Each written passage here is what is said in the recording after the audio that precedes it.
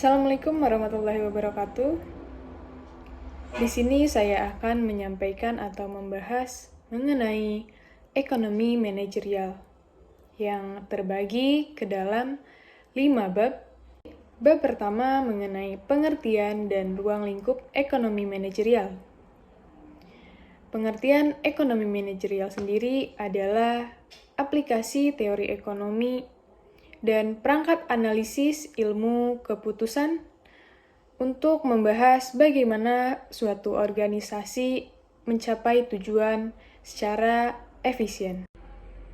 Ilmu ekonomi manajerial di sini dapat membantu manajer dalam hal pengambilan keputusan.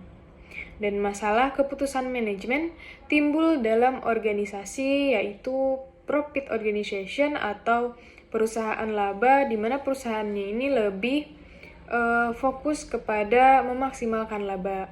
Kemudian yang kedua yaitu perusahaan nirlaba, contohnya rumah sakit atau universitas. Dan yang ketiga yaitu badan pemerintah. Ruang lingkup ekonomi manajerial, keterkaitan antara ekonomi manajerial dengan teori ekonomi yaitu suatu organisasi dapat memecahkan masalah keputusan manajemennya dengan menerapkan teori ekonomi dan perangkat ilmu keputusan. Teori ekonomi di sini terbagi ke dalam dua, yaitu ekonomi mikro dan ekonomi makro. Untuk contoh ekonomi mikro yaitu konsumen individu, pemilik sumber daya, dan perusahaan bisnis. Untuk contoh ekonomi makro yaitu pendapatan, pekerjaan, konsumsi, investasi, harga secara total, dan agregat secara keseluruhan. Selanjutnya yang kedua yaitu keterkaitan ekonomi manajerial dengan ilmu pengambilan keputusan.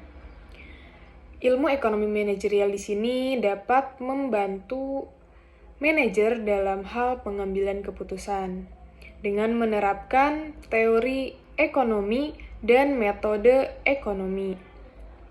Ilmu keputusan menggunakan perangkat matematika ekonomi dan ekonometri untuk membentuk dan mengestimasi model keputusan yang ditujukan untuk menentukan perilaku optimum perusahaan.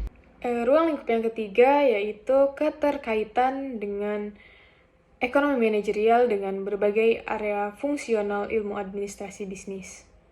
Ekonomi manajerial berhubungan dengan area fungsional ilmu administrasi bisnis yang meliputi akuntansi, keuangan, manajemen sumber daya manusia, pemasaran, dan produksi, yang berfungsi untuk mengelola keuangan agar perusahaan mendapatkan profit atau laba yang maksimal.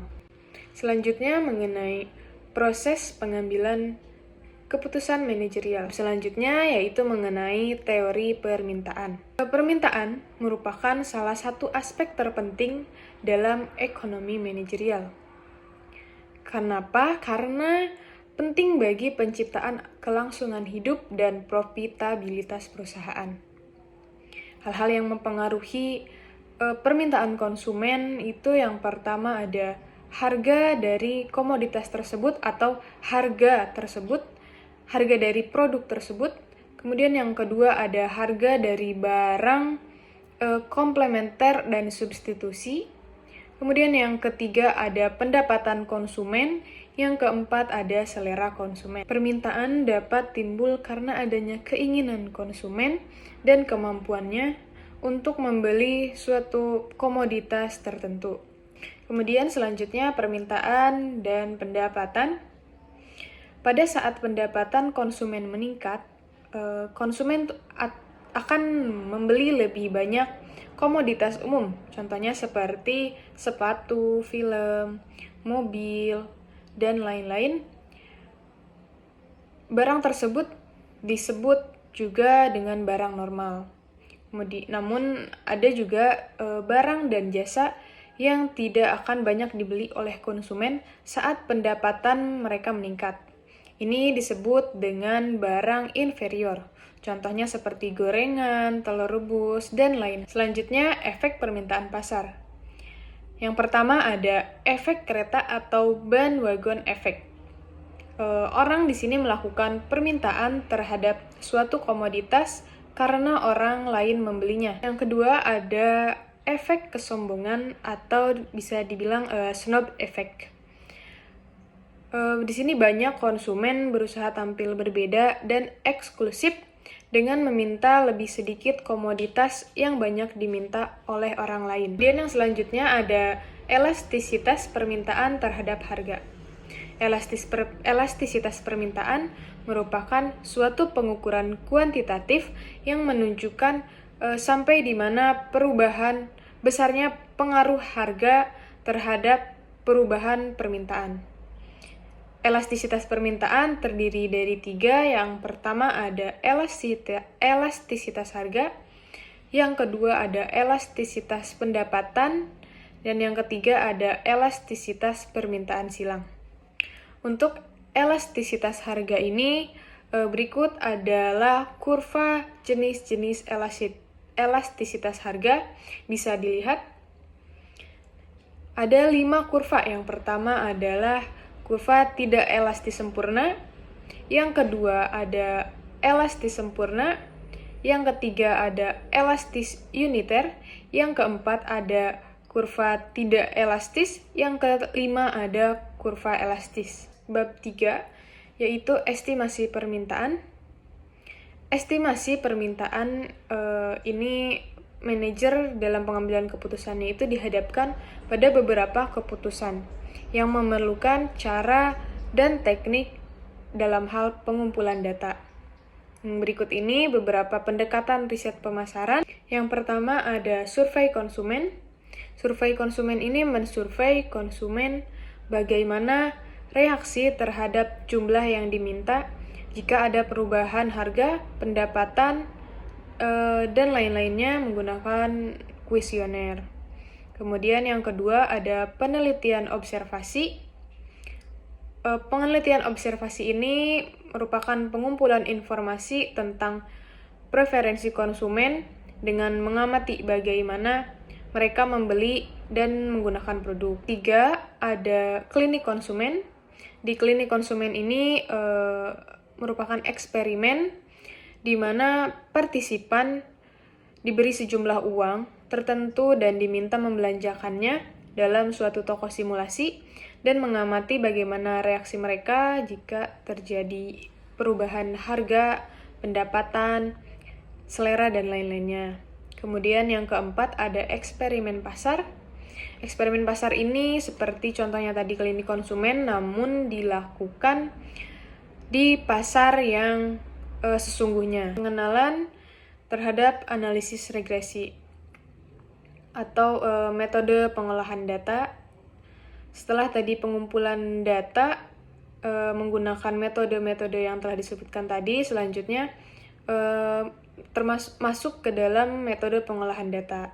Metode pengolahan data ini ada contohnya analisis regresi. Ada analisis regresi sederhana dan analisis regresi berganda.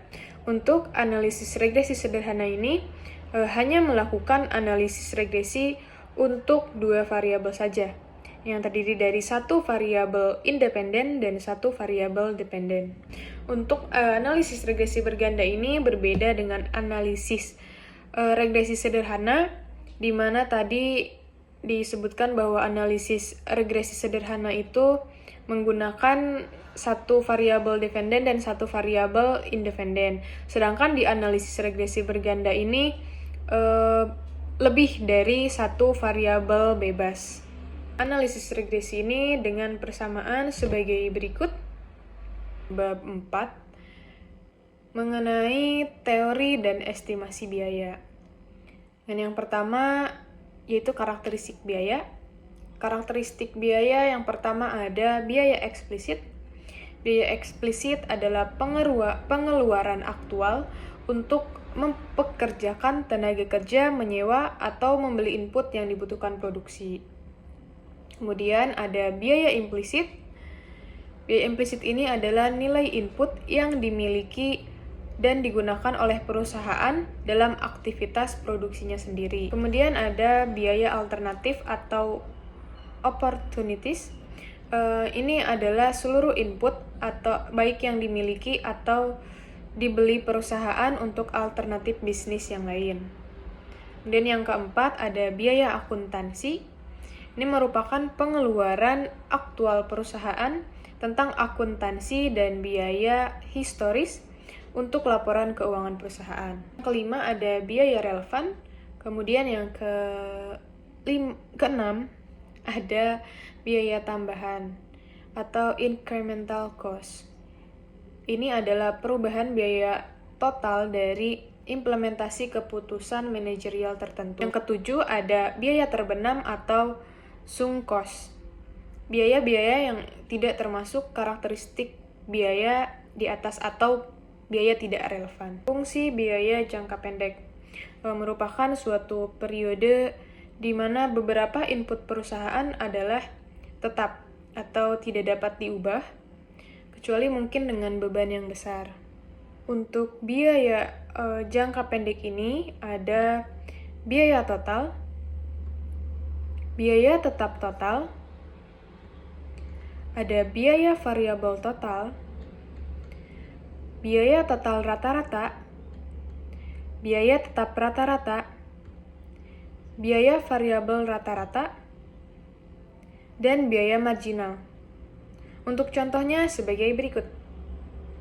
Fungsi biaya jangka panjang, yaitu ada total biaya jangka panjang, ada biaya rata-rata jangka panjang, dan biaya marginal jangka panjang. Selanjutnya mengenai analisis biaya volume atau analisis titik impas. Ini digunakan untuk menentukan volume penjualan yang diperlukan bagi perusahaan untuk mencapai titik impas. Yaitu ada biaya penerimaan total, kemudian biaya total, ada volume break-even. Dengan contoh ada kurva sebagai berikut. Selanjutnya, bab 5 mengenai struktur pasar. Struktur pasar dan yang pertama ada struktur pasar dan tingkat persaingan. Struktur pasar dan tingkat persaingan ini proses di mana tingkat harga dan output ditentukan sangat dipengaruhi oleh struktur pasarnya. Untuk selanjutnya, pasar. Pasar ini terdiri dari atas pembeli dan penjual aktual maupun potensial suatu produk tertentu. Sedangkan struktur pasar mengacu pada lingkungan persaingan di mana pembeli dan penjual produk berinteraksi. Jenis struktur pasar. Ada 4 jenis-jenis struktur pasar. Yang pertama, pasar persaingan sempurna, yaitu bentuk organisasi pasar di mana terdapat banyak pembeli dan penjual dan produk bersifat homogen. Kemudian yang kedua ada pasar monopoli, yaitu bentuk organisasi pasar di mana hanya ada satu perusahaan yang menjual produk yang tidak memiliki substitusi dekat. Contohnya seperti Pertamina, PLN. Kemudian yang ketiga ada persaingan monopolistik, yaitu bentuk organisasi pasar di mana terdapat banyak penjual, produk yang terdiferensiasi, dan perusahaan-perusahaan cukup mudah keluar dan masuk ke dalam industri dalam jangka panjang. Keempat, ada pasar oligopoli, itu bentuk organisasi di mana sedikit penjual dan produk seluruhnya bersifat homogen atau terdiferensiasi. Demikian materi ekonomi manajerial yang dapat saya sampaikan dan dapat saya ulas kembali. Semoga bermanfaat. Wassalamualaikum warahmatullahi wabarakatuh.